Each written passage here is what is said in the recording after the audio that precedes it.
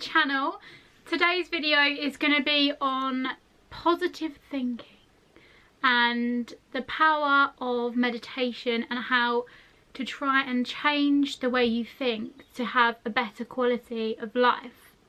I suppose mental health is very prevalent in society these days, or maybe just more awareness of it than there used to be, and I know it's discussed a lot more than it used to be, and it's seen as a lot less of a taboo subject than it used to be, but I still feel as though a lot of people are being misunderstood for their mental illnesses, are being seen as perhaps someone will quickly throw them some medication and that will cure it or something. That will cure them, that's them done, you know, with one patient in, the next patient out. I mean, this isn't the case everywhere, but this is just, you know, this is how it is for some people. And if it's someone's life and they're feeling like that, then to be just thrown some medication or something, I feel must be very self-depreciating and difficult for you to then, you know, you've maybe reached out, you felt very uncomfortable about doing so, you felt very unconfident about reaching out and talking to someone or a doctor, and then if that's then misinterpreted or brushed aside as if it's something not serious at all, then I just feel like that could make that person so much worse and even be triggering. So I wanted to share some things about how I try and make my life more positive, how I try and be, I mean, I'm happy, but how to make yourself happier in the long run. There's no quick method, here you go, take these drugs and you're going to be happy forever sort of thing.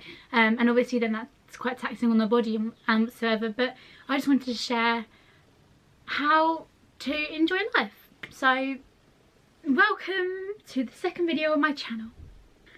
So the first thing that I find most useful when it comes to being happy is to be productive. Now, whether that's taking the dog for a walk in the morning, going for a run at night after your daily routine. I mean, if you go to work or university or school or college, then obviously that's all going to be a big part of your life.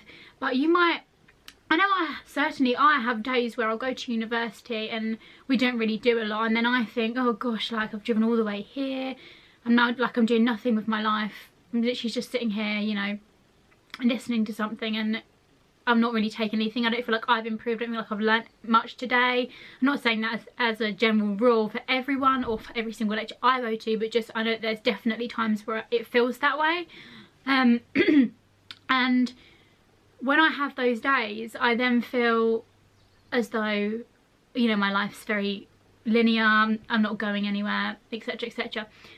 But I mean, to put it in perspective, obviously I'm only 19 years old, 20 soon, and you know, I'm at university, I'm studying, I'm doing well, like I work hard, but I think when you will always, like, the people you look up to, and your people you know are doing successfully and so on, we forget that they're quite a lot older than us, or perhaps had and just had like a sudden break, which could come to you at any time. And I feel like I'm 19 years old, like trying to be about 26, because I always feel like, oh, I should be saving, I should be doing this, why am I not doing this, why, you know, why, but I'm not in a full-time job because I'm at university and I can't be in a full-time job. And it's this constant battle I have with myself about not doing well, and I'd have to try and convince myself, you know, that I am, and to actually look at things in reality. And yeah, I think if you also feel that way, then I'd just say you've got to be productive in yourself, within your proximities of what you can do. So for example, if you're in university for the morning, come home, do an hour's vision, take your dog for a walk, or meet up with your friends that evening. You know, make sure you've got something to do, or like read a book or something like that. You know, make sure you've got something to do, and then you can look back on your day and reflect and think, oh, I've done this, this and this today, rather than, oh, I only went and see you for a couple of hours and I sat at home on my phone doing nothing. Because you're going to feel a lot more positive about yourself if you can reflect in a positive manner about what you've done that day, you know. And I think you've got to think positively about your life. You know, the law of attraction and so on. What you think will come to you, you know, within reason. You're not gonna be like, oh, can I have a puppy, and it comes through the next day. Do you know what I mean? Like, you've got to think, I'm going to make it in this world at some point. I'm doing all I can at the moment at my age. Like, I'm working hard, I'm putting myself out there, I'm applying for internships, whatever. I'm getting my better people skills, I'm practicing with cameras, I'm reading more, you know, expanding my vocabulary, I'm writing all the time, you know, I'm varying what I read, plays, books, you know, fictional, non-fiction, etc. If that's the sort of thing you're into. I'll apply for a job that maybe I won't get paid for in the long run, but I mean in the short term, but you know, my experience is growing every day whilst doing that. And you shouldn't think, if there's a position coming up for the job that you want to get and you can find something that's unpaid, for example, for it, you shouldn't be like, oh, I'm not going to go for that because I'm not going to get the salary that I want to get now. Well, no, if you're young and the salary you're going to get in the future is going to be way into the future, like when you finish university or college or whatever, if there's an opportunity for you to do something you love and you want to pursue a career in, unpaid, then do it. Like, why wouldn't you? It's so positive and looks so good that you've done work, especially if it's unpaid. And you don't have to do it forever. You just do it for a period of time to get you more experienced in that area, and then you can think, wow, you know, I've been working for this company for a few years, and I've actually been filming or writing for an actual company, and it's getting published, and I'm only young, I haven't even got my career yet, and that's wonderful. That really is wonderful, and I think it's something everyone should consider. Another massive, like, you know, prevailing topic on this topic as an umbrella is social media, and I feel like that's been talked about so much, and there's probably nothing I can really say that hasn't been said already. But again, from my experience, social media is really good for promoting things and forming relationships with people that you perhaps wouldn't in real life. Like, you could meet people from a particular group, like, I don't know, like I've met people that are vegan online, maybe like comedy, stand-up comics and stuff could meet online, and like there's various groups for various things, and or people might like find their tribe online, like the people there, maybe they're in like a job that they don't really like, you know, it doesn't feel like they're them, they're in person in their job, and online they find a platform that they're really interested in, that all these people have got the same similar like views as them and interests as them. They're like, oh wow, like I met all these people and I can meet up with them.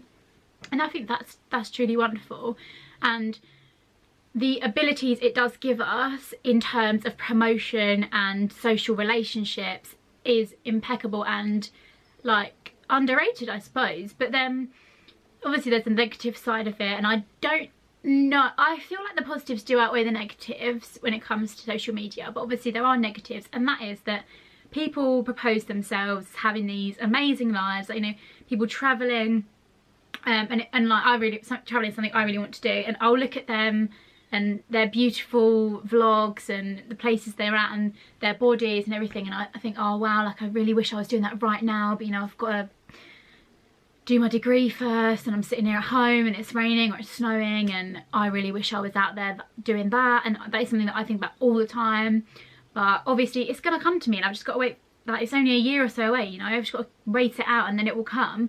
And with like body image, I look at people all the time, and like it's horrible, and everyone, male and female, think that way. I wish I looked like that person, and some of them are naturally like that, and wow, that's amazing for them, but you're amazing too. Like, you have other things that are amazing about you, like your personality. You're probably a beautiful person, like I can feel that you are through the other side of the camera, and being kind and genuine and caring and loving and sociable are just beautiful things, and I feel like in a person that is so much more important than just looking impeccable. Like, I think that there's beauty in every person, and if you've got a beautiful personality, then that shines out of you and makes you more attractive. But you shouldn't feel like you have to look like these people, because half the time they don't even look like that in real life. Like, or some people may just spend hours and hours in the gym and then post photos on their social media. Well, I know for one, I couldn't spend hours and hours in the gym because I'm at university, I'm working, I'm studying. You know, I got the same with actually the horses. I haven't really had the time to spend all these hours in the gym because there's much more productive things I want to be doing. And although self-improvement is a positive thing because it can radiate confidence for yourself, I would much rather be working on my vocabulary, working on my construction of writing, reading, learning things, than, you know, being down the gym all the time, hating myself and being like, I've got to improve this, got to improve this, got to improve this. I mean, some people don't take it to that level, obviously, and I totally respect anyone that wants to go to the gym or whatever. I'm not saying that it is a bad thing, but it's just something. Social media is just something that you have to take with a pinch of salt, most definitely. I want to post, I mean, sometimes I feel like I want to post photos because I think it's funny or whatever, but you wouldn't want to post a photo of you looking awful on social media, because that's essentially like a portfolio of you. Like, this is me, this is my portfolio of my life, I suppose, you know. I don't want people to think, oh, they're awful. But then, because if I met someone on if I saw someone on social media and they were amazing, and then I met them in like stunningly beautiful, met them in real life and they weren't exactly how their Instagram was, I wouldn't be like, oh, well, you don't look the same, do you? Because I'd be like, you're just, you know, showing yourself as best as you possibly can, and it's like a platform you want to lay out and theme and everything, and that's totally fine. That's like more of an artistic sense to it. But you really need to have healthy breaks from social media. I feel like you can't stay on it all the time.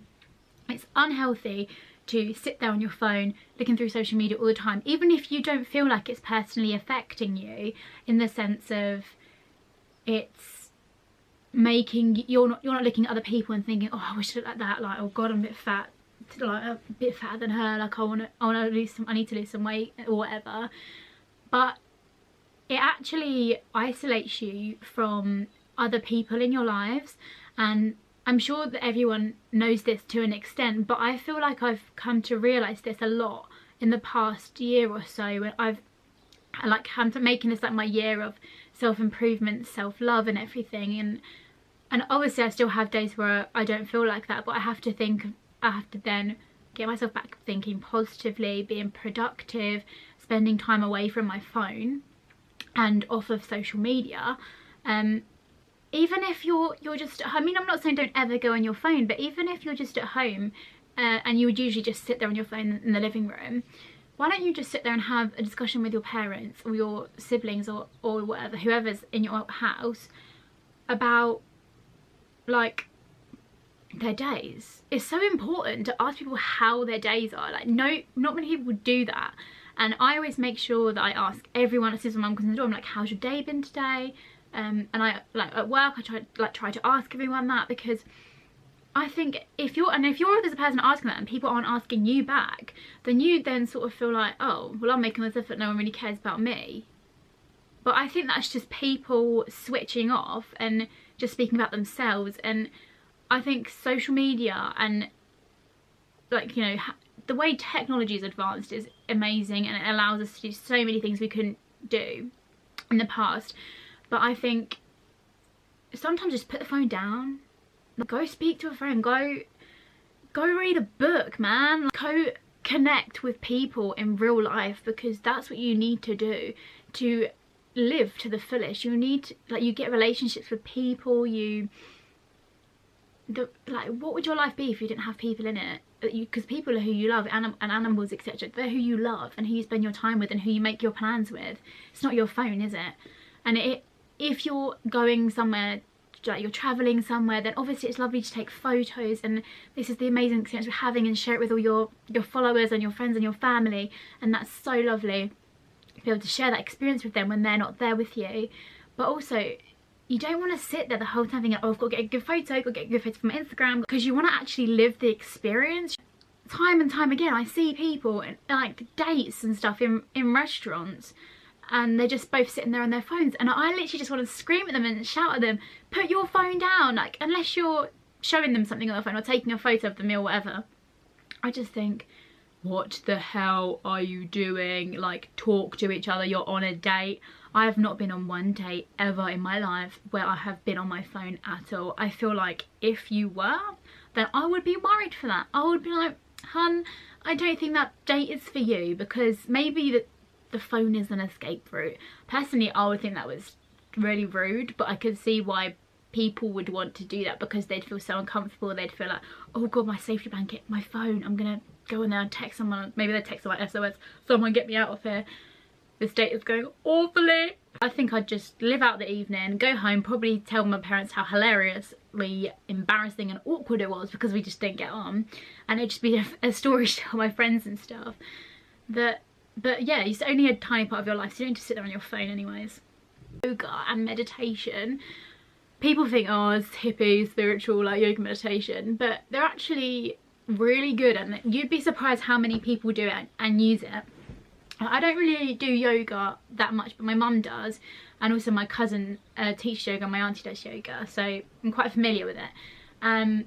But I occasionally go to like my mum's yoga class if I'm like in from university on time, I haven't got anything to do or whatever, and it's like when I go, it's just so relaxing. Like, it's not particularly taxing on the body, but like, I do feel it in my abs in certain parts and stuff, but it's just, I just feel so relaxed after. Like, I feel like everyone there is in like positive spirits, positive vibes. Everyone just wants to relax. Just got, no one worries about what they look like. Just got to like let yourself go, you know. And it's lovely. And meditation is probably an example that's more accessible, because you could do it, I mean, you can do yoga anywhere anyway, sorry, but you kind of need to be taught it originally, unless you teach yourself online or something, or via YouTube. But meditation, it took me so long to learn how to actually do it, because it's really difficult, because it's like you're thinking about not thinking about anything, and that sounds super weird and trippy, but once you get it, it's so powerful, because just clearing your head of all thoughts it's like a cleanse, like a mental cleanse. Get rid of all those bad thoughts, toxic things you've got going on in your head, worries, etc., and just focus on the here and now. And it really helps you to get to sleep. Like, if you suffer with insomnia or anything like that, like, try to meditate before you go to bed. I'd say my tips for meditating successfully are to listen to a playlist of meditation music, or whale music as they call it, or wave music, and there's loads on Spotify like I listen to. Literally just type in meditation into the search bar and it comes up. I'm sure it's the same for Apple Music, and there's like playlists of loads of them. You can just sit there and, like, it'll make you feel really sleepy, but you can't be doing anything else whilst you do it. You can't be on your phone, you know, updating the Insta story, meditating. Just throw all that stuff away, like, not away because they're very expensive, but throw it to the side whilst you're doing this. Focus on yourself. Right now it's about me. I'm gonna meditate, breathe in, breathe out, you know, and then just focus. If you have to focus on something, I prefer to close my eyes when I do it, and it's just so powerful, and it literally makes me feel so much better about so many things. And I want to share that with other people, and to not be like, oh, I can't meditate, because for like a year I thought, oh, I can't do it, my mind's too buzzy, I'm such a buzzy person, my mind, I'm always thinking about something. And that's the worst part, because the more you think about them, the more you worry, the more you overthink and everything. Whereas if you're just meditating and not thinking about anything, and that's where you can get a clear space. And just, I actually bought a magazine recently which is called Breathe, and it's about well-being, mindfulness, creativity and escaping. And it's literally, I think, the best magazine. I feel like I've used the word literally so much and that's really cringe, but I feel like it's one of the best magazines that I've ever bought, because I like to read like actual reading material. I'm not no offense to The Sun or Cosmopolitan or anything like that, but I find like vocab in magazines and papers like that isn't particularly challenging, and I don't really learn, apart from like the basics about stories, I don't really learn a lot from them. Then obviously that's because of the audience they're aimed at. And things like Cosmopolitan, they're just like adverts, pictures, a little bit of text, there might be like a couple of big features in there, but it's like a small double-page spread.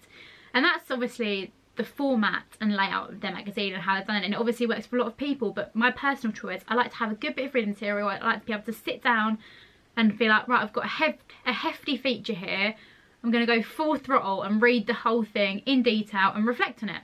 And this is so good.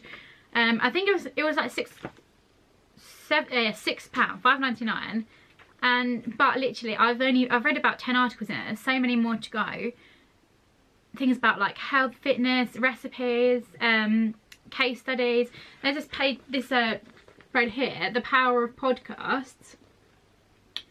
And I've never really been one to listen to podcasts before, but there was recommendations here of Walking the Dog by Emily Dean from The Times, and Courage and Spice, Super Soul Sessions, The Lively Show, Daily 10-Minute Meditation. And I haven't read it to the other ones at the moment, but because I've just been focusing on the Walking the Dog by Emily Dean. But oh, it's so good. I've been listening to it on the way to university, where I'd usually listen to Grimmy, like with Radio 1, Morning Everybody, and oh, I love him. He's so heartwarming. But some like, because when there's like chatty like peep guests and there's chat shows and stuff on there, I like enjoy listening to them because I feel like they're really funny and like really genuine and down to earth, I suppose. And I think he's a really cool person. And then sometimes I listen to like Radio 4 if there's a play on or something. But podcasts, actually like educational material or just something to focus on, like my mind wanders and starts getting, then that's when I start like overthinking or whatever. So if I have something to focus on, then I feel like super positive about that. And I'm like, oh, I've been listening to this, and then I'll feel like, then when I get to you, I'm like, oh wow, I listened to that this morning, and I got learn this from that, and that was just, even if it was just really funny. Like one of the a lot of them are with comedians, and I've listened to one with Russell Kane, one with Sarah Millican, and they're just hilarious. So that their reflections on things and just things they come out with, like they're quick and they talk about their family, and it gives you like a whole other dimension to their lives that you don't really see when you just watch them on TV or like at live at the Apollo or something. If anyone's looking for a podcast to listen to Walking the Dog by Emily Dean. Yeah, great. Not an ad, just love it. So I'm going to finish my video there with a lovely quote, which I will now probably have trouble finding on my phone, which I found earlier. I had to end that because I could not find the quote and I really wanted to share it with you all. So back with my blanket. Blankets are literally one of the best things ever invented, don't you think? Like just to snuggle with them, and I love them. The quote here, which I think everyone should feel deeply about, is: comparison isn't just the thief of joy, it's the thief of everything. Keep your eyes on your purposeful path, celebrate others, celebrate progress, not perfection. Cultivate gratitude over comparison. Gratitude turns what we have into more than enough. And I think that is beautiful. If you're grateful for what you have and aren't always desiring other things and are just accepting of your pathway in life and that you're working hard and things will come to you, then that is how you'll be content and that is how you'll be happy. Thank you so much for watching this video. I hope you've taken something away from it. Keep doing you, you're amazing, and I hope everyone's having a lovely day or evening or night. And yeah, put your phone down and go and spend time with your family and friends.